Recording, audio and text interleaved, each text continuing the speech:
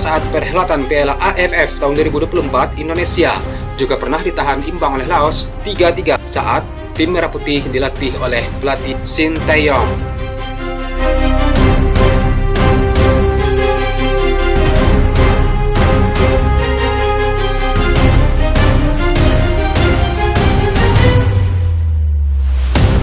Selamat datang lagi di Rumah Official bersama saya Rinus Pratomohat.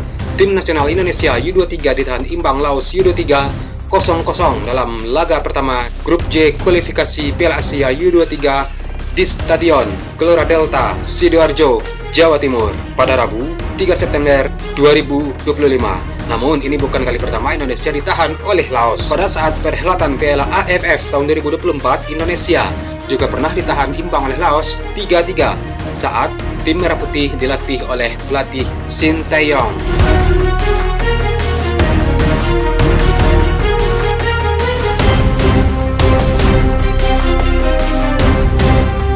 Pada pertandingan yang berlangsung pada hari Rabu 3 September 2025 yang berlangsung pada malam hari, Indonesia sebagai tuan rumah mencoba menekan dengan menguasai bola sejak menit pertama. Laos mencoba meladeni dengan permainan rapat. Namun dari banyaknya serangan Indonesia dan sejumlah tembakan yang dilepaskan, tidak satupun upaya Indonesia yang bisa membuahkan gol. Dan pertandingan Indonesia versus Laos pun berakhir dengan skor imbang 0-0. Hal ini menjadi sebuah kerugian besar bagi Indonesia yang membidik kemenangan di laga perdana Grup J kualifikasi Piala Asia U23 2026. Ini bukan pertama kali Indonesia dikejutkan oleh Laos. Tim nasional Indonesia juga pernah ditahan imbang oleh Laos 3-3 di Stadion Manahan Solo pada 12 Desember 2024 pada perhelatan Piala AFF 2024 atau di level senior. Kala itu, Sinteyong, pelatih Indonesia saat itu, menurunkan pemain-pemain timnas Indonesia U23 seperti Kade Arel, Raihan Hanan, Doni Pamungkas, atau hampir mirip dengan materi pemain yang saat ini berkiprah di kualifikasi Piala Asia U23 2026.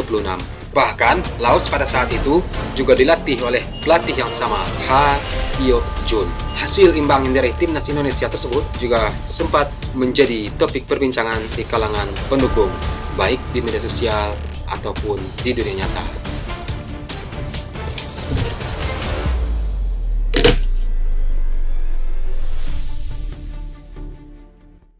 Ha Hyo Jun, pelatih Laos U23, menyebut timnas Indonesia U23 saat ini tidak sekuat era kepelatihan Sinteyong. Dalam pertandingan ini, Indonesia mendominasi permainan dan peluang, tetapi tidak bisa membobol gawang Laos yang dijaga Kop Lok Patip.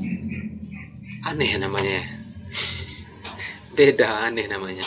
Menurut pelatih Laos, Ha Hyo Jun, timnas U23 yang saat ini dilatih oleh Gerald Vandenborg memiliki kualitas yang berbeda dengan era Sinteyong. Pelatih Laos itu juga mengatakan tim nasional Indonesia U23 yang saat dilatih oleh Sinteyong adalah skuad yang lebih kuat. Akan tetapi, sekarang sepertinya mereka sedang dalam masa transisi. Hal itu dirasakan sendiri oleh pelatih Laos, Ha Hyo Jun, saat meladeni Indonesia menggunakan pemain U23 dalam Piala AFF 2024 tahun lalu. Pelatih Laos ini juga menambahkan saat Piala Mitsubishi tahun 2024 ketika pelatihnya masih Sinteyong, tim mereka terlihat lebih punya semangat juang dan taktiknya lebih jelas. Pelatih 55 tahun tersebut menggarisbawahi cara Garuda menyerang era STY yang dianggapnya lebih bagus. Tim nasional U23 di tangan Sinteyong mencapai sejumlah prestasi. Selain lolos ke putaran final Piala Asia U23 untuk pertama kali melalui kualifikasi, Indonesia juga bisa mencapai semifinal Piala Asia U23 2024 serta babak playoff Olimpiade 2024. Erick Thohir, Ketua Umum PSSI, angkat bicara usai timnas U23 gagal menang lawan Laos pada matchday pertama Grup J kualifikasi Piala Asia U23 2026. Walaupun mendominasi serangan, Indonesia hanya mampu bermain imbang 0-0 melawan Laos di Stadion Gelora Delta, Sidoarjo, Jawa Timur pada Rabu 3 September tahun 2025. Raihan 1 poin sangat merugikan Indonesia yang berambisi lolos ke putaran final. Akan tetapi, Erick Thohir tetap memuji perjuangan Garuda Muda yang tampil dominan di sepanjang pertandingan. Tim nasional Indonesia menciptakan banyak peluang dan bermain menyerang sejak awal, namun belum berhasil hingga akhir laga dan harus menerima hasil imbang 0-0 melawan Laos. Erick Thohir yakin skuad arahan Gerald van den Bosch itu bisa berbenah dan meraih hasil positif di 2 laga berikutnya melawan Macau dan Korea Selatan. Erick Thohir mengatakan masih ada 2 pertandingan melawan Macau dan Korea Selatan. Timnas U23 harus bangkit dan memberikan yang terbaik di sisa laga untuk tampil di putaran final Piala Asia U23 2026. Laman Remi AFC menempatkan Indonesia di peringkat ketiga usai bermain imbang di laga perdana, sementara Laos berada di posisi kedua. Adapun puncak klasemen dihuni oleh Korea Selatan yang mendapat 3 poin.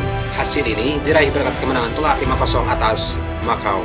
Sampai saat ini, perjuangan Indonesia belum berakhir. Rafael Struijk dan kawan-kawan wajib mendapat 3 poin saat laga melawan Macau pada Sabtu 6 September 2025 dan Korea Selatan pada Selasa 8 September 2025.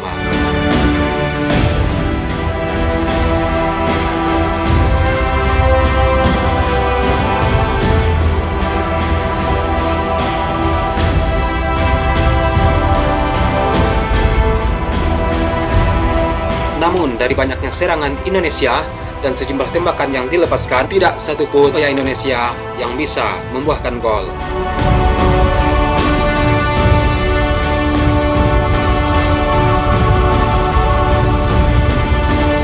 Oke, semoga sukses ya kedepannya untuk tim nasional Indonesia U23.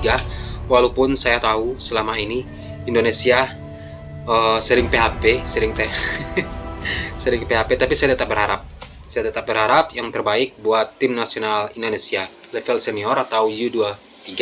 Oke, sekian video hari ini. Akhir kata, saya Rinus Pratomohat. Salam sayang untuk orang samping Anda dan sampai jumpa di video selanjutnya. Peace.